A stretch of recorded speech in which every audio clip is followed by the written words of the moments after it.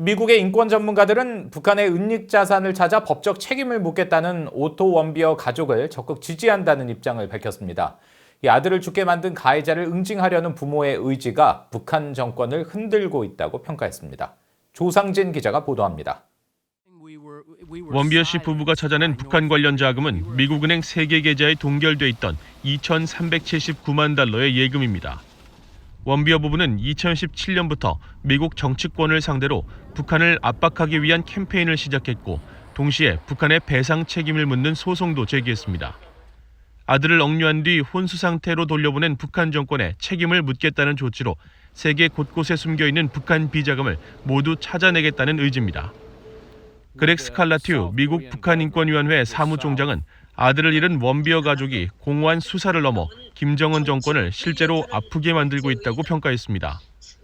그러면서 원비어 가족은 반격을 가하고 있고 우리는 이를 지지해야 한다며 독재를 용인하거나 지지할 때가 아니라 맞서 싸워야 할 때라고 강조했습니다. 제재 전문가이자 북한 인권 전문가인 조슈아 스탠튼 변호사는 북한은 사람을 살해하고도 오랫동안 처벌을 피해왔지만 이번에는 그냥 넘어갈 수 없게 됐다면서 원비어 부모의 노력을 적극 지지한다고 밝혔습니다. 로버트 킹 전 국무부 북한인권 특사는 VOA에 오토 원비어에 대한 북한 정권의 무책임한 처우가 가족으로부터 장남을 앗아갔다며 원비어 부모의 분노와 좌절감에 공감했습니다.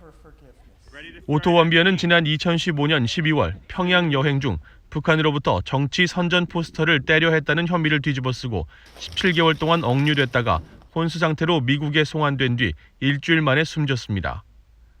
어머니인 신디 원비어 씨는 앞서 지난해 12월 기자회견에서 북한이 한 짓에 절대 침묵하지 않겠다는 뜻을 분명히 했습니다. My message is to North Korea, like it always is. People matter. Otto matters. We're never going to let you forget our son. 전문가들은 원비어 부모가 전 세계에 흩어져 있는 북한의 은닉 자산을 추적하는 데 대해서도 북한에 실질적 타격을 줄 현명한 선택이라고 평가했습니다. 원비어 씨 부부는 2018년 말 아들의 죽음에 대한 북한 당국의 배상을 요구하는 소송을 미국 법원에 제기해 5억 114만 달러의 배상 판결을 받았습니다. 북한의 석탄 운반선 와이즈 어니스토우가 지난 2018년 대북 제재 위반 혐의로 미국 정부에 압류되자 해당 선박의 권리를 주장해 매각 대금의 일부를 지급받기도 했습니다. And we force them to engage in their criminal enterprises, which they have all over the world. That can lead to engagement with them. It can force dialogue with them.